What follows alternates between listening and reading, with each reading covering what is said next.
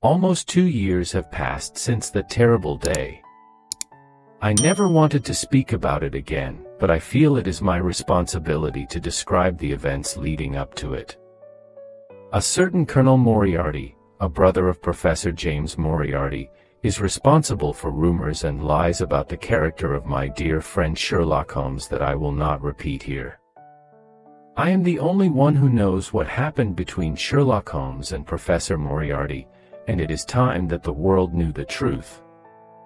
I still visited 221B Baker Street from time to time when Holmes wanted a companion to help him with his investigations, but not as often as before.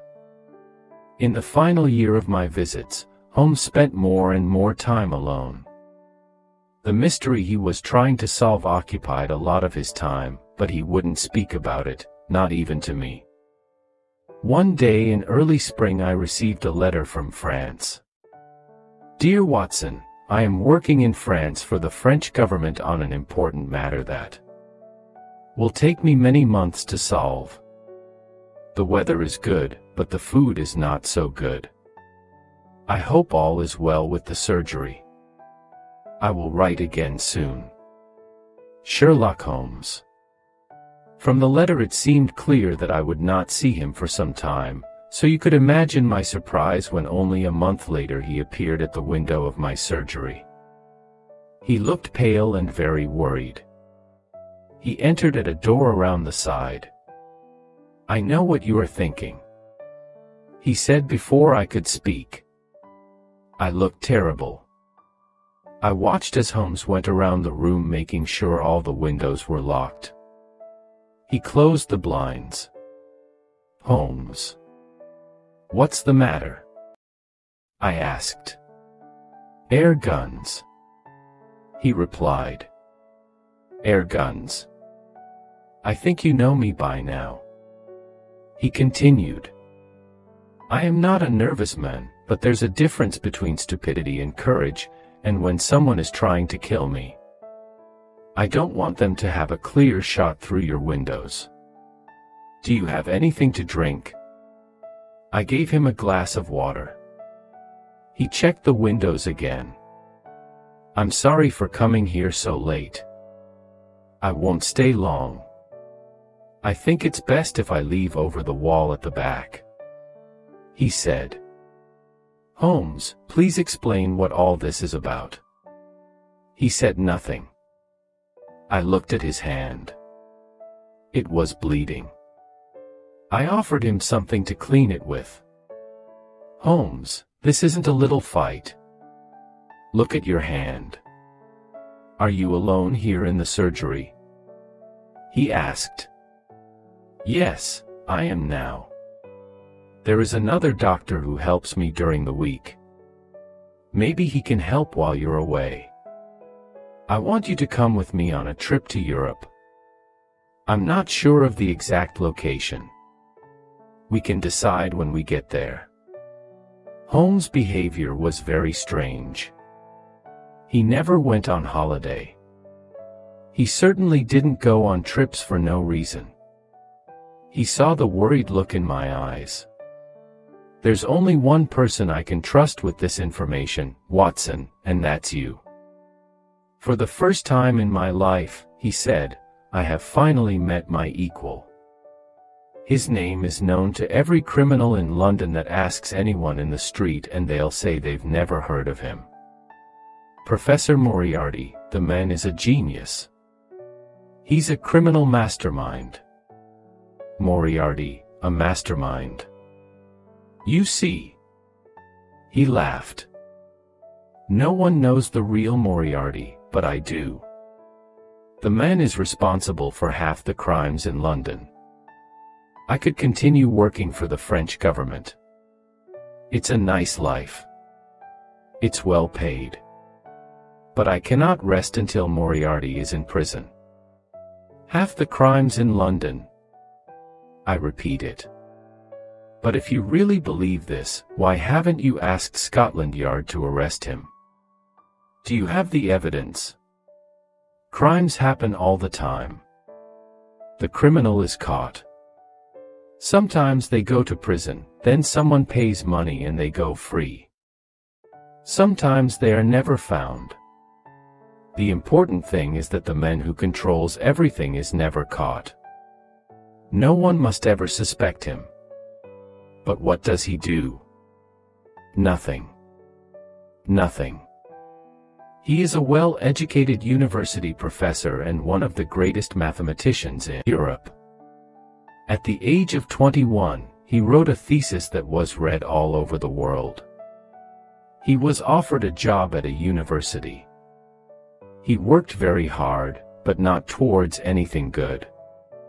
He moved to London, where he has chosen to use his extraordinary brain for a life of crime. No one knows the criminal world better than I do. For years, I have known that there is someone else behind the crimes I investigate.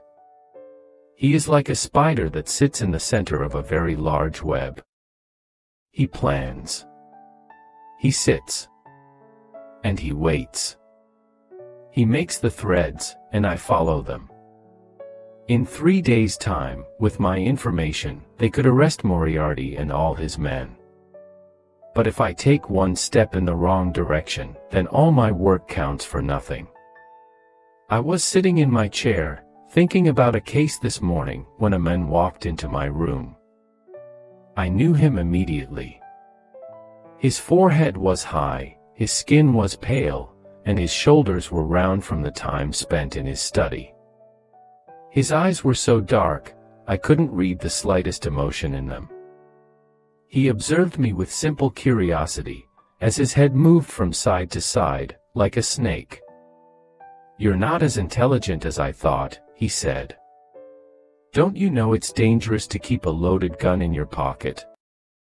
I took out the gun that was in my pocket, and put it on the table. But I kept my fingers close to it. "You know who I am," he hissed softly. "If you have something to tell me, Professor Moriarty, I am free for around 5 minutes." I replied. Holmes moved around the room restlessly. "And what happened next?" Moriarty asked me if I would continue with my investigations. I told him he already knew the answer. "Then you know mine," he replied. He put his hand in his pocket. I placed my fingers on the gun on the table. But instead of a gun, he took out a notebook, and read aloud. "On the 4th of January, you passed me in the street. On the 23rd of January, you were in my way.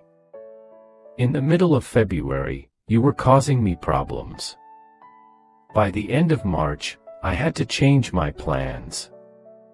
Now I find a month later that you were trying to take my freedom from me. We both know that this cannot continue." "You're right," I said, "it won't continue.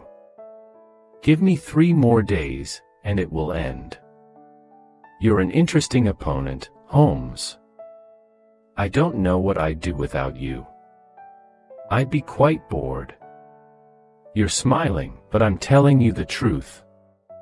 This little game you are playing is too dangerous." He continued.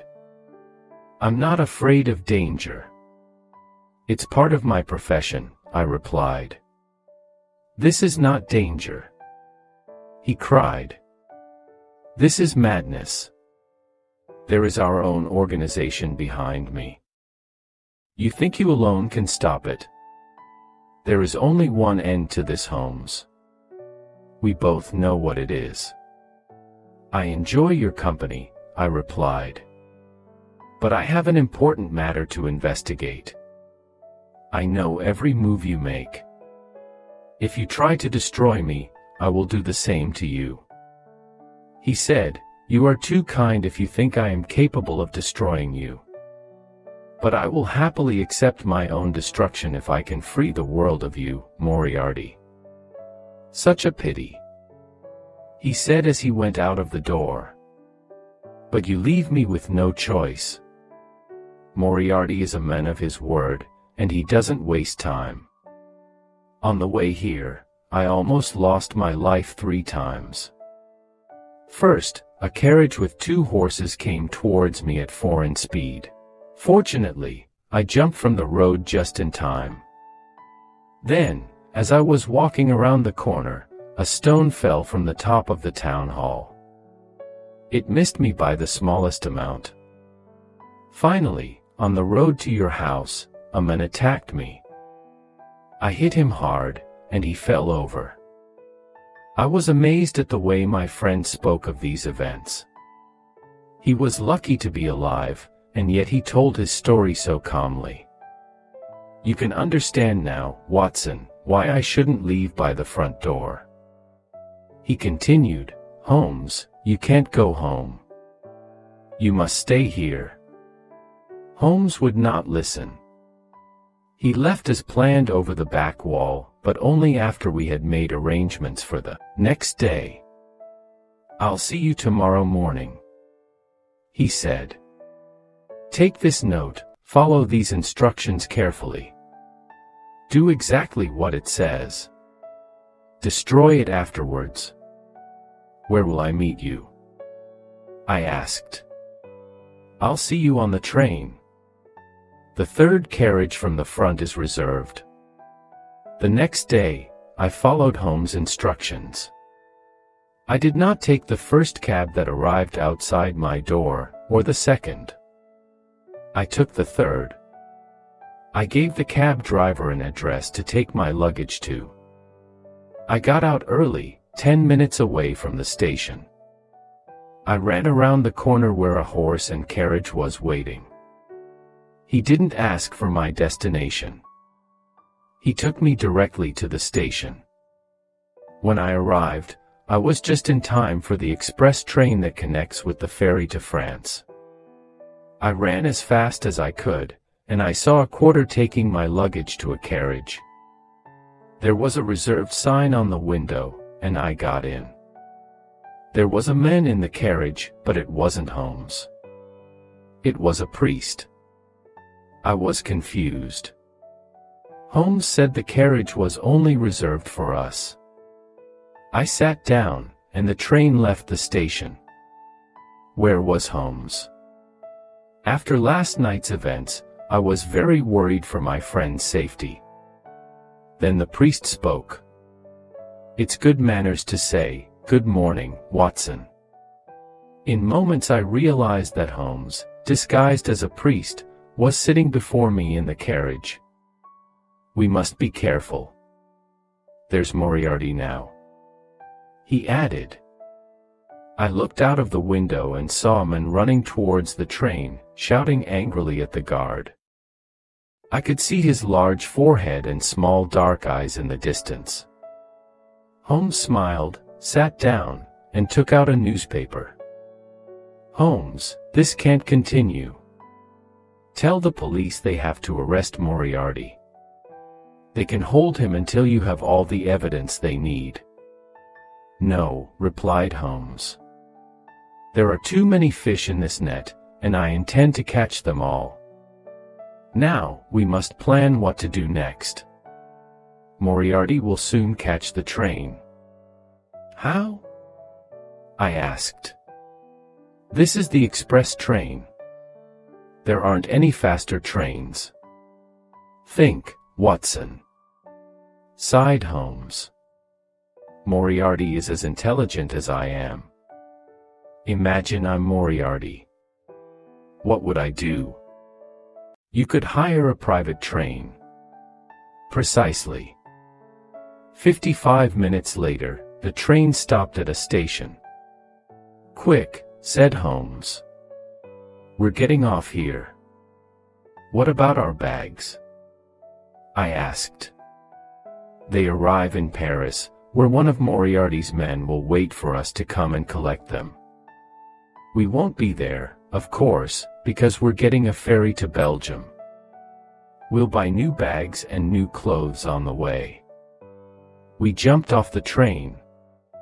Holmes pulled me to the ground and we hid behind some bags on the platform. I watched as the train left and our own luggage disappeared. At that same moment, another train passed by on another platform, going at full speed. A man looked out of the window. We saw the face of Professor Moriarty.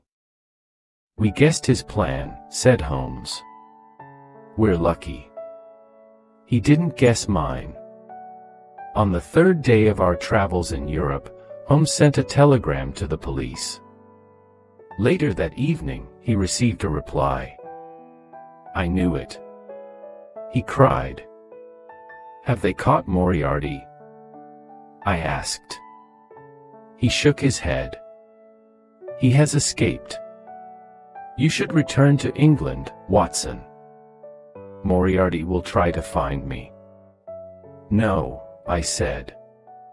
"I'm going to come with you." We discussed the matter for over an hour until Holmes became bored and agreed that I could stay. Holmes decided it was best for us to walk from France into Switzerland with the help of a local guide. One day, after days of walking, we sat down on a pretty area of grass to eat.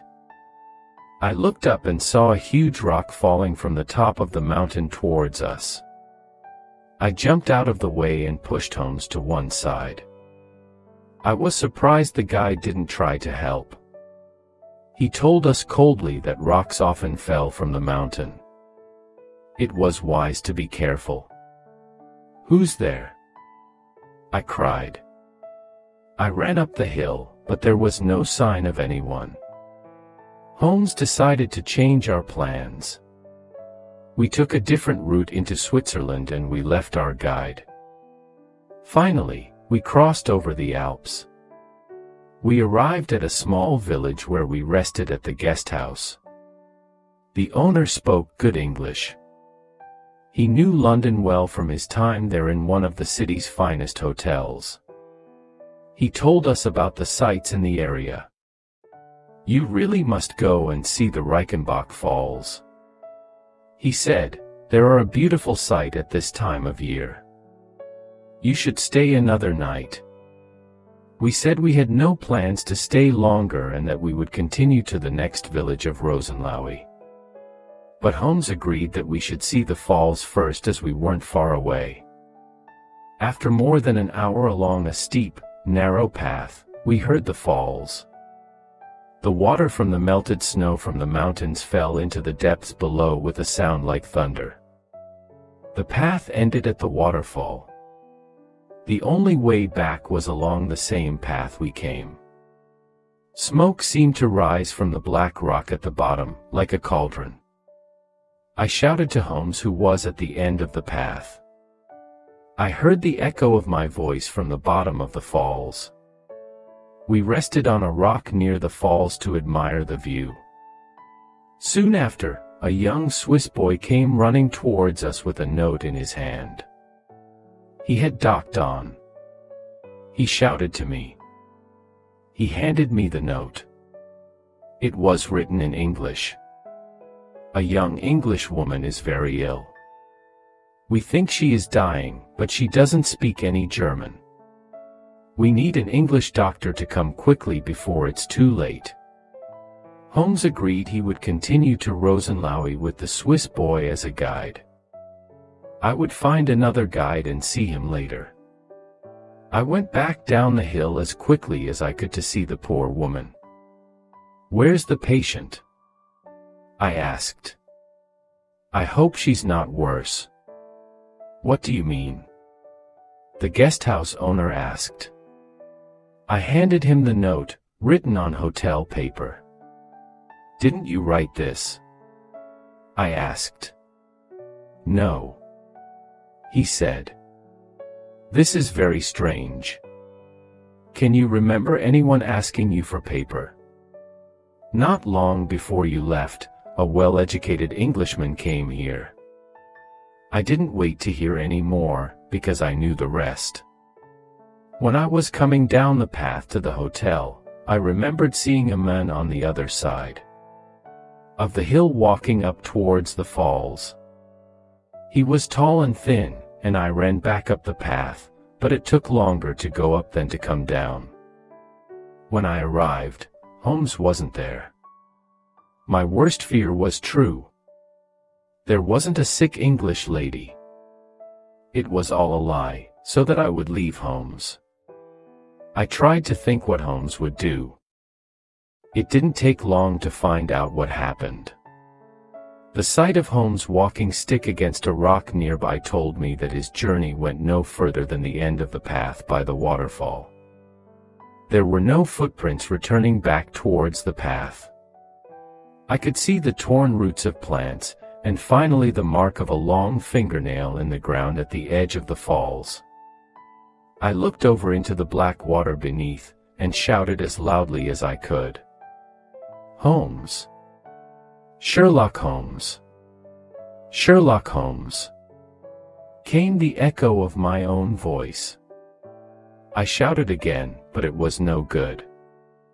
In that cauldron was one of the world's most dangerous criminals, and in my stomach I knew my friend, and one of the world's greatest detectives was with him until the end. Then on the rock next to the walking stick, I saw a small silver case. I picked it up. There was a note inside. It read, "I am grateful to Professor Moriarty for giving me this opportunity to write to you. Now I will finally defeat one of the world's greatest criminals. Tell everyone the news. The police have all the information they need. I have left a fire with my brother, my craft. I am sorry, Watson, because I know this will be particularly difficult for you, my dear friend. But my disappearance from this world is the price I must pay. Yours truly, Sherlock Holmes." When I understood the guide was paid by Moriarty, and Holmes was left alone for the final battle with Moriarty, which ended, so the local police say, with both men falling to their deaths in the falls. The information Holmes left with the police was enough to send most of Moriarty's men to jail, but little was ever said of their leader, which is why I feel it is my duty to speak of it now. I cannot replace the emptiness that has been left in my life. But maybe Holmes was right. His disappearance was the price only a brilliant detective could pay. Sherlock Holmes was, and always will be, the best and wisest man that I have ever known.